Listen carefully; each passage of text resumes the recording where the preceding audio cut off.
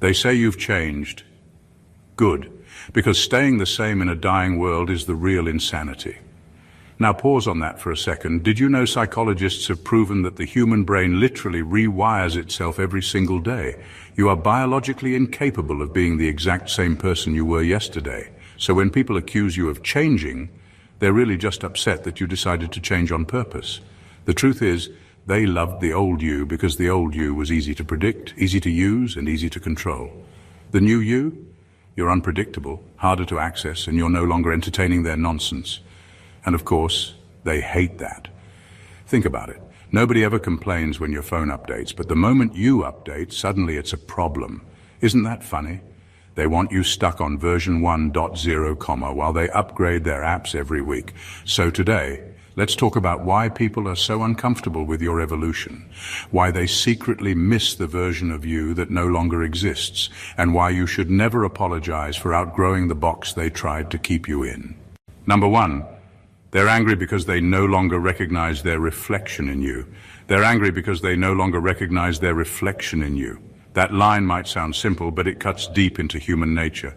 People get comfortable when you reflect their habits, their mindset, even their limitations.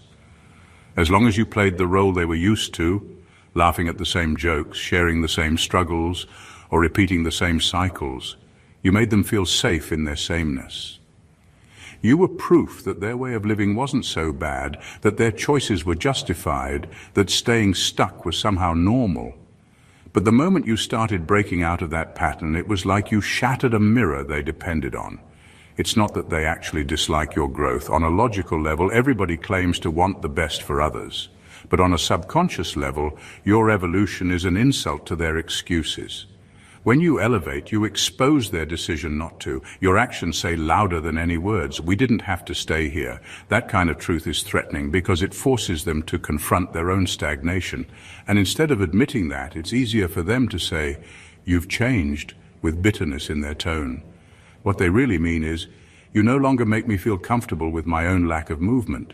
The old you kept them company in the familiar pit. The new you climbed out, washed off the dirt, and started building something better. And the reflection they used to see, the one that reassured them they were fine where they were, has vanished. Now when they look at you, they see a stranger. Not because you betrayed them, but because you betrayed the lie you both once agreed to live in. This is why some people will start to distance themselves or turn cold when you grow. They don't have the words for it, but it feels like abandonment. In truth, they're not mad at you. They're mad at the reminder of what they could have been, if only they had chosen differently. You didn't just change. You became proof that staying the same was a choice.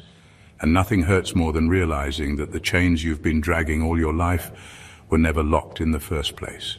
That's why they're angry. Not because you changed, but because your reflection forced them to see themselves clearly. And they don't like what's looking back. Number two, your growth threatens their excuses. Your growth threatens their excuses. That's the heart of it. For a long time, the people around you built comfort around reasons why they couldn't move forward. They said the system was against them. Opportunities were limited, life was unfair, and dreams were for other people. Those excuses worked until you stopped accepting them for yourself. The moment you began to rise, everything they once leaned on started to look flimsy. Your very existence as a transformed person is living proof that it was never impossible. It was just easier to keep repeating the story of why not. People don't usually dislike growth when it's far away. They can admire celebrities, entrepreneurs, or strangers who made it, because those lives don't directly challenge their own. But when someone close to them, someone who came from the same street, the same struggles, the same history, chooses to break the cycle, it creates a crack in their defense. If you can grow in the same soil they're rooted in, then what's stopping them? That question burns. And instead of answering it honestly, they label you as different or say you've become arrogant. It's a way of protecting their comfort from the uncomfortable truth. They could change too. That's why your growth feels threatening to them. It's not just about jealousy, it's about accountability. Your new path strips away their illusions that life is fixed or that the world already decided their fate. By existing as proof of another possibility, you corner them into facing the reality that their excuses were never permanent walls, just fragile barriers. But breaking them would require effort, discipline, and sacrifice. the very things they've been avoiding, so they try to discredit you, mock you, or downplay your progress. Because if they can convince themselves that your change is fake or temporary or not worth it, then they get to keep their excuses without guilt. It's less about you and more about protecting their own narrative. The truth is, you didn't just outgrow your old self, you exposed the laziness of the lies people around you were living. And once you did, they could no longer hide behind them. That's why they call it a problem when you rise. Your growth didn't just change your life, it shattered the safety net of their excuses. Number 3, you're no longer fueling the roles they assigned you. You're no longer fueling the roles they assigned you. That's why they're uncomfortable. People rarely love you for who you really are. They love the version of you that benefits them the most. Somewhere along the line, you were cast into roles without even realizing it. You were the reliable one who always picked up the phone, the forgiving one who let things slide, the supportive one who clapped for everyone else, or the quiet one who absorbed their problems. These roles weren't always spoken, but they were silently agreed upon, and as long as you kept performing, everything felt fine. But then you changed. You stopped playing the character they scripted for you. You stopped being available on demand. You stopped accepting disrespect in the name of loyalty. You stopped being the background music to someone else's story and began writing your own. That shift may feel natural to you, but to them it's like betrayal. You were never supposed to step out of the box. Your job was to stay predictable, to keep feeding the dynamic that made their lives easier. That's why they accuse you of being selfish or not the same anymore. What they're really saying is, you're no longer giving me the version of you that I benefited from. They don't actually miss the old you. They miss the advantages that came with the old you, the free emotional labor, the endless patience, the willingness to lower yourself so they could feel taller. That was the currency of the old relationship, and now that you've stopped paying, they feel cheated. When you change, the roles collapse. Suddenly they're left exposed because without you carrying the weight, they have to face their own.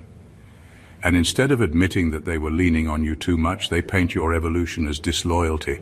It's easier to call you cold than to admit they were dependent. But this is the truth. You were never created to be someone else's crutch or entertainment. You were never born just to be the supporting cast in their life script. Walking away from those roles doesn't mean you've lost yourself. It means you've finally found yourself.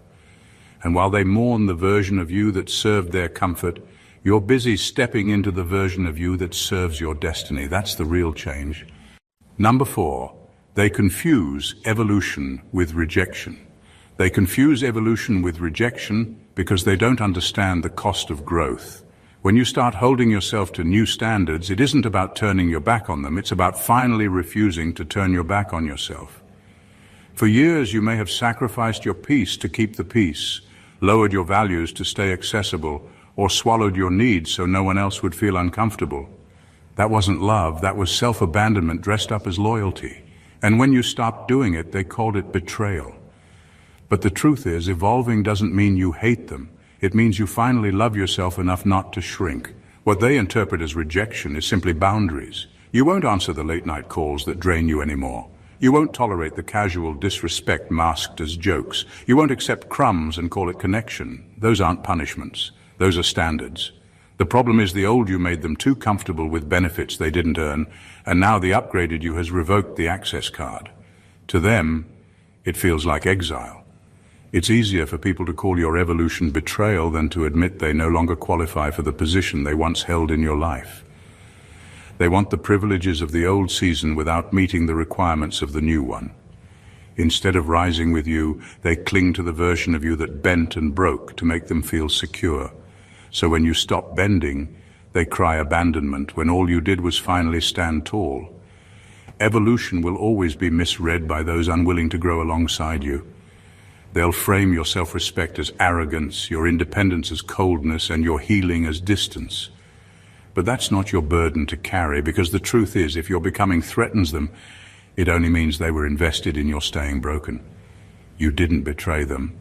You betrayed the unhealthy contract that said you had to keep betraying yourself. And that's the difference they'll never admit. Rejection is about pushing others away, but evolution is about pulling yourself up. If they call that betrayal, it says more about their intentions than it ever could about your growth. Number 5. You didn't change, you finally arrived. You didn't change, you finally arrived. For the longest time, the real you was hidden beneath layers of guilt, fear, and compromise. You learned early how to dim yourself just enough so you wouldn't upset anyone. You laughed off the disrespect, went along with things you didn't believe in, and played roles that never truly fit you, all to keep the peace. That wasn't authenticity, that was survival. And people grew comfortable with that version of you because it served their needs. They got used to the watered-down version, the one that made them feel safe and superior. But the truth is, that wasn't you. That was a costume stitched together by expectations, obligations, and the silent fear of being too much. The real you was always there, waiting behind the mask, waiting for the moment you would decide to stop apologizing for existing. When that day came, it looked to them like you had changed. But what actually happened is that you stopped hiding. Arriving means you no longer negotiate with guilt. It means you don't shrink yourself to fit into the small spaces people kept for you. It means you've dropped the compromises that kept your spirit suffocating and stepped fully into the strength, clarity, and vision that were always inside you. That doesn't make you different. It makes you whole. The you they're meeting now is the original, unedited version, not the draft you handed out to keep everyone else comfortable. Of course, that's unsettling for them. They had built their comfort, even their control, on the old you, the agreeable one, the one who said yes when you wanted to say no, the one who carried weight that wasn't yours, the one who bent so they didn't have to stretch. But when you finally arrived, you took all of that off the table, and without that version to lean on, they're forced to face the fact that they never truly knew you at all. So when they say you've changed, understand this. What they're really saying is that they only ever met the edited version of you. Now they're encountering the raw, unapologetic, fully present self. And that isn't a new you. It's the real you. You didn't change. You simply walked into the room of your own life and for the first time refused to leave. Number 6, they wanted you predictable, not powerful. They wanted you predictable, not powerful. Predictability made you safe in their eyes. It meant they could anticipate your moves, rely on your patterns, and keep you neatly within the lines they drew for you. As long as you reacted the same way, tolerated the same things, and stayed in the same place, they felt secure. Your predictability wasn't about love, it was about control. It gave them the comfort of knowing you would never outgrow the role they designed for you. But the moment you started changing your responses, the moment you refused to play by their script, you became unpredictable. And unpredictable people can't be controlled. That's when their love started to look different. The warmth turned cold, the support became criticism, and the familiarity transformed into hostility. Not because you wronged them, but because you stopped being their puppet. For some people, love is just another word for ownership. They confuse closeness with possession. As long as you acted in ways they could manage, they told themselves they loved you. But real love doesn't need you predictable. It needs you free. And when you claimed that freedom, it exposed that their affection had strings attached all along. Unpredictability isn't recklessness, it's power. It means you're no longer boxed in by other people's expectations. It means your choices are guided by truth, not approval. It means they can no longer anticipate your every move and manipulate it for their benefit. And that terrifies people who depended on your compliance. So they call you difficult, distant, or not the same. But what they're really saying is, I can't control you anymore. And that's the point. Control was never love, it was fear disguised as care. When you broke the pattern, they lost the leash. The shift from predictable to powerful is always uncomfortable for those invested in your smallness. But for you, it's liberation. It's the moment you stopped living a rehearsed life and started living a real one. And while they mourn the version of you they could manage, you're busy stepping into the version of you that no one can own. That's not betrayal, it's sovereignty. And sovereignty was the power you were always meant to claim. Number 7. The change they complain about is really the boundaries they can't cross. The change they complain about is really the boundaries they can't cross. When people say you've changed, they rarely mean your heart has shifted or your character has soured. What they're really struggling with is access. They don't have the same keys to your life that they once did, and the locked doors are frustrating them. It's not that you suddenly became cold, distant, or arrogant. It's that you stopped letting them walk freely in and out of your peace. Boundaries are the invisible lines that separate respect from disrespect, love from manipulation, and sacrifice from exploitation. And for a long time, you probably had none. You allowed conversations that drained you, tolerated jokes that cut too deep, and entertained people who only took but never gave. The old you didn't lock the doors. You left them wide open, even to those who came to steal. But when you started protecting your time, your energy, and your dignity, it was perceived as change. What they don't want to admit is that it isn't your kindness they miss, it's your compliance. They don't long for your laughter. They long for your silence when they disrespected you. They don't miss your openness. They miss your availability whenever they needed you, regardless of what it cost you. The old you was convenient. The new you requires accountability. And accountability feels like rejection to people who were spoiled by your lack of boundaries. Silence after disrespect isn't cruelty, it's clarity. Refusing to shrink for their comfort isn't arrogance, it's self-respect. Locked doors aren't punishment, they're protection.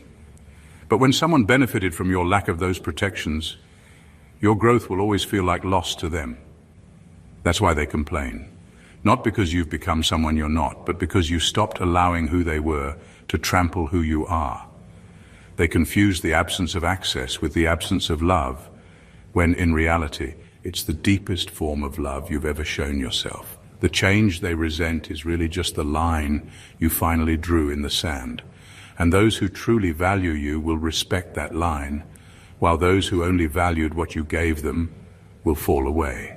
That isn't you changing for the worse, it's you finally refusing to be crossed. Number 8, your upgrade exposes their expiration date. Your upgrade exposes their expiration date.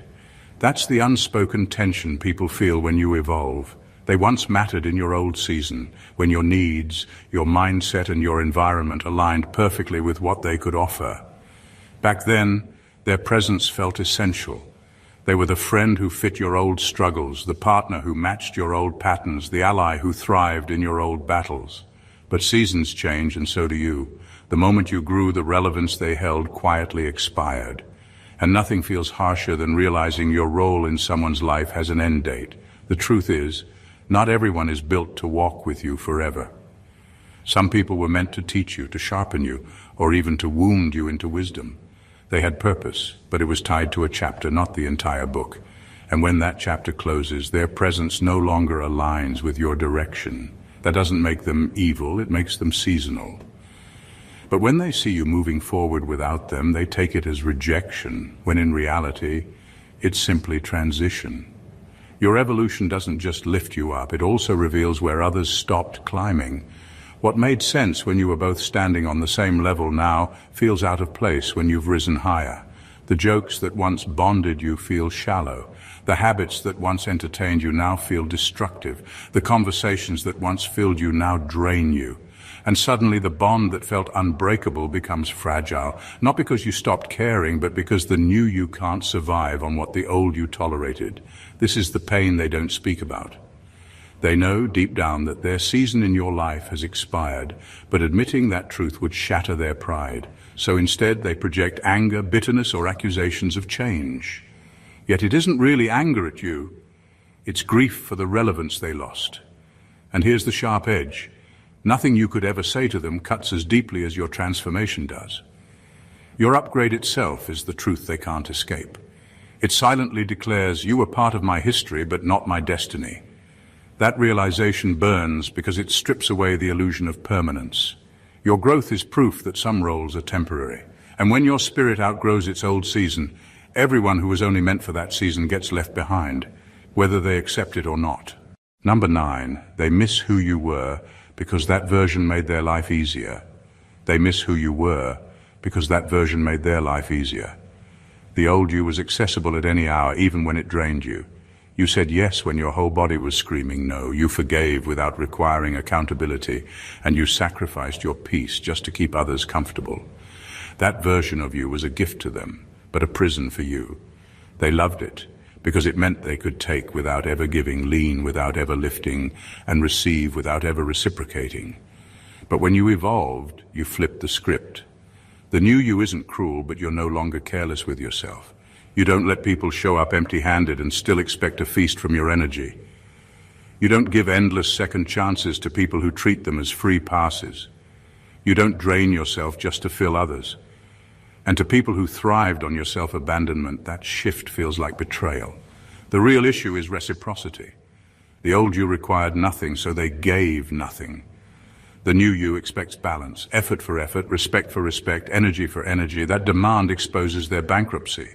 They can't match what you give because they were never invested in you, only in what they could extract from you. To them, love without sacrifice feels foreign because they never intended to sacrifice in the first place. So they dress up their loss as criticism. They say you've changed. They say you've become selfish, distant, or hard to reach. But if you translate their words honestly, what they're really saying is, you stopped letting me take advantage of you. The old you was their free pass. The new you has a toll gate and they can't afford the fee. It stings them because your boundaries highlight the truth. They weren't loyal to you, they were loyal to their convenience, and once the convenience ended, so did their devotion. That realization hurts more than your absence ever could. They don't miss you, they miss the perks. They don't grieve the bond, they grieve the benefits, and that's the revelation you eventually learn. If someone only loved the version of you that was hurting yourself for their comfort, then they never really loved you at all, they just loved the access. And now that access is gone. Number 10, they don't want the old you back. They want the old benefits back. They don't want the old you back. They want the old benefits back. That's the real truth beneath their complaints. The version of you they miss wasn't about who you were. It was about what you allowed. You gave unlimited access to your time, your energy, your patience, and your forgiveness, often without asking for much in return. That generosity wasn't seen as kindness. It was treated like entitlement. They assumed it would last forever. So when you evolved and started drawing lines, it rattled them. Suddenly, what they once considered normal, a quick call answered at midnight, a favor done without question, your constant emotional support was no longer available on demand. It wasn't that you became cold, it's that you stopped giving away pieces of yourself for free. And because they never had to earn those privileges, losing them feels unfair. To them, your boundaries look like cruelty, but in reality, it's justice finally arriving. The irony is, they dress their frustration in emotional language. They'll say things like, you've changed, or you're not the same anymore, as if your character shifted for the worse. But if you strip away the performance, what they're really saying is, you stopped making my life easier at your own expense. That's not a reflection of your change, it's a confession of their dependence. Privileges only feel like rights when people are used to taking without giving, and that's the heart of their anger. They never considered your kindness a gift. They considered it their due. They never saw your sacrifice as costly. They saw it as endless. So the moment you took it back, they labeled it betrayal. But the truth is, you didn't betray them. You stopped betraying yourself. What they call change is simply you restoring balance. It's you saying, I will no longer pour into empty cups while mine runs dry. And the ones who truly valued you won't be threatened by that shift. They'll adjust, they'll meet you with respect, and they'll grow with you. The others, they'll keep demanding the old benefits, not realizing those privileges were never theirs to keep. In the end, their mourning isn't for you. It's for the ease, the comfort, and the unearned access they once enjoyed.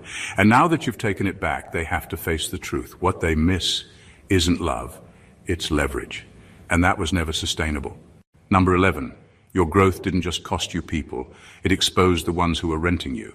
Your growth didn't just cost you people, it exposed the ones who were renting you. For years, you may have mistaken proximity for loyalty, but growth has a way of revealing the truth. When you raised your worth, when you demanded respect, accountability, and reciprocity, you saw who was really with you and who was simply occupying space in your life because it was cheap. They were never owners of loyalty. They were renters, squatters living off your patience, benefiting from your generosity without ever intending to invest in you. Real loyalty builds equity. It shows up, it contributes, it sacrifices, it grows alongside you. But what you had around you were tenants, people who paid the bare minimum of effort to keep their spot in your life. A quick apology here, a half-hearted gesture there, enough to keep you from evicting them, but never enough to prove real commitment. And as long as you kept your standards low, they enjoyed full access at a discount. The moment you raised the rent, when you required honesty, accountability, and consistency, their bags packed themselves, not because you mistreated them, but because they were never willing to pay the price of real loyalty. They never planned to build, they only planned to use. And your growth exposed that. This is why some people resent your evolution. They weren't invested in you, they were invested in the privileges you gave them. They liked the version of you that charged nothing for your time, your energy, and your love. The upgraded you now requires real effort, and they're unwilling to match it. So instead of admitting their lack, they frame your growth as arrogance or betrayal. But deep down they know the truth. The lease expired. What feels like loss at first is actually liberation. You didn't lose loyal people. Loyal people never leave. They level up with you. What you lost were renters who only stayed as long as the price of your presence was low. And once you discovered that, you stopped confusing squatters for stakeholders. Your growth exposed them. And exposure is painful, but it's also necessary, because when you finally recognize who was renting you, you clear the space for those who are ready to own their place in your life with loyalty, not convenience. Number 12, they call it change. You call it remembering who you were before the world lied to you. They call it change. You call it remembering who you were before the world lied to you. From the very beginning, the world handed you masks, expectations from family, limitations from society, labels from people who never truly knew you. Slowly, you were trained to abandon parts of yourself to fit into their narratives.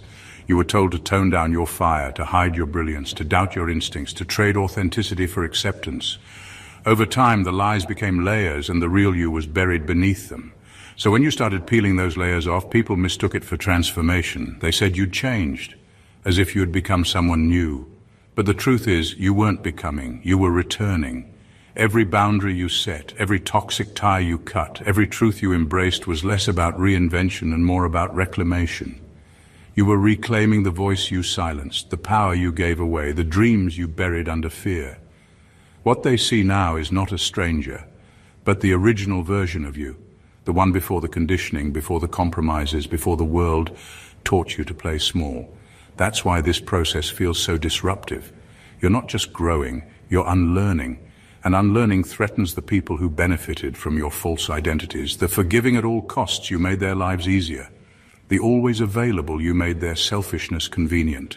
The play it safe, you made their stagnation seem normal. But the real you, the one that existed before the lies, that version refuses to be used, refuses to be silenced, refuses to be caged. Reclamation isn't neat. It unsettles those who like the edited version of you because the original comes with standards, clarity, and power they can't manipulate, so they call it arrogance, selfishness, or betrayal. But in reality, it's freedom. Freedom from illusions you never should have carried. Freedom from contracts you never should have signed. Freedom from lies that taught you your survival depended on shrinking. They call it change because they never met the real you. You call it remembering because deep down you always knew you were more than what they allowed you to be. And now that you've reclaimed yourself, there's no mask left to wear, no script left to follow, and no lie left to believe. What's standing here isn't a new creation. It's the truth they never wanted you to remember. Number 13. The old you was an agreement. The new you is a decision. The old you was an agreement. The new you is a decision. For years you lived under silent contracts, rules you never signed but somehow obeyed. Keep them happy even when it made you miserable. Stay accessible even when it drained you. Play along even when you wanted to walk away. These weren't your values. They were unspoken deals between you and people who benefited from your compliance. You thought you were being loyal, but what you were really doing was upholding terms that only served them. That's why the old you felt so heavy. It wasn't built on authenticity. It was built on obligation. You were carrying contracts written in invisible ink, contracts that required you to apologize for your feelings, lower your standards, and put yourself last. And as long as you honored those contracts, everyone was comfortable. They got their way, they got your time, they got your energy. But you You got exhaustion, resentment, and a quiet ache that whispered you weren't living as yourself. The shift came the moment you decided to tear those papers up, not out of anger, but out of clarity. You realized you never agreed to spend your life being small just so others could feel big. You never agreed to silence your truth so others could stay comfortable in their lies. You never agreed to be the background music in someone else's story, so you burned those silent contracts, and in doing so you chose yourself. That choice, your decision, was the real change. And of course it infuriated them, not because you wronged them, but because you broke the agreement. You stopped playing the part they had written for you. To them, your decision feels like betrayal, when in reality it's liberation. They don't miss you, they miss the benefits of your compliance. They're not furious that you've changed. They're furious that their control has expired. The old you was a contract that cost you everything and gave you nothing. The new you is a decision that may cost you people, but restores your soul. And here's the truth. The ones who truly value you will never need contracts to stay. They'll meet you at the table of choice just as you are. The rest? They were only ever bound to you by agreements you no longer owe. Number 14, you're not who you used to be because survival made you a weapon. You're not who you used to be because survival made you a weapon. People see the difference in you and think it's just age or maturity or maybe even arrogance, but it's deeper than that. Life didn't just nudge you into change, it forced you into the fire. You went through things that could have broken you completely. Loss, betrayal, abandonment, struggle, things you didn't ask for but had to endure. Every cut, every scar, every heartbreak worked on you the way heat works on steel. It didn't just wound you, it remade you. The old you was soft in ways the world took advantage of. You trusted too quickly, forgave too easily, gave too much, and expected little in return. That version of you thought that kindness alone would protect you. But the world tested that theory and it didn't hold. Survival demanded more. So slowly, without asking your permission, life began to harden you. You didn't lose your heart, but you gained an edge. You didn't lose your softness, but you learned how to armor it. That's why you move differently now. You don't waste words. You don't ignore red flags. You don't let people come and go as they please. You're careful with your energy and sharp with your boundaries. To outsiders, it looks like you changed. But to you, it feels like the only way to live. Because softness without wisdom makes you a target, and survival turned that softness into strategy. The fire that burned you is the same fire that remade you. It destroyed your illusions but revealed your essence. It stripped away your naivety but revealed your strength. You're not colder, you're clearer. You're not bitter, you're guarded. You're not hard-hearted, you're battle-tested. And those who benefited from the unsharpened version of you will always resent this new edge. But they don't understand that it's not about being cruel, it's about being alive. The truth is, survival didn't just shape you, it weaponized you. It made you precise, intentional and dangerous to anything that seeks to harm you. And while some may long for the version of you that tolerated everything, that person no longer exists. Because survival demanded you evolve. And in doing so, it didn't just give you strength, it gave you steel. You are not who you used to be, you're sharper now. And that sharpness is what kept you here. The truth is, you didn't simply change, you reclaimed yourself. Every boundary you set, every standard you raised, every moment you refused to shrink for someone else's comfort wasn't betrayal. It was survival, evolution, and clarity. The people who complain about the new you aren't upset because you became unrecognizable. They're upset because the version of you that served their convenience is gone. They're mourning the privileges they never earned, the control they thought they had, and the access they took for granted. Your growth exposed the limits of others, revealed the truth about who was loyal and who was merely renting your presence, and drew a line between those who elevate with you and those who fall away. The fire that burned you became the fire that forged you. The silence after disrespect became the voice of your boundaries. The refusal to compromise your worth became a statement of sovereignty. You didn't change, you finally arrived. You didn't shrink, you finally stood tall. You didn't adapt for them, you adapted for yourself. And that is why they call it change, when really it's remembering who you were before the world demanded less of you. The new you is not a stranger, they're the original you, sharpened, unbroken, and unapologetically whole. Those who truly value you will respect this version. Those who only wanted the old benefits will drift away. That isn't loss, that's liberation, so stand in your evolution. Celebrate the strength that came from every hardship, the clarity that came from every betrayal, and the power that came from every boundary enforced. You are no longer available for manipulation, compromise, or small-minded expectations. You are available only to truth, only to respect, only to the people and opportunities that honor your growth. The world doesn't need the old you, it needs the real you. And now at last, the real you is here. If this message hit home, make sure to subscribe to the channel and turn on notifications so you never miss the truth that challenges, empowers, and transforms. Like this video to show your support, comment below with your thoughts or experiences. Let's start a conversation that matters, and share it with anyone who needs to hear this wake-up call. Your growth deserves a community that sees it, honors it, and celebrates it. Don't keep this truth to yourself. Spread it. Stay blessed always.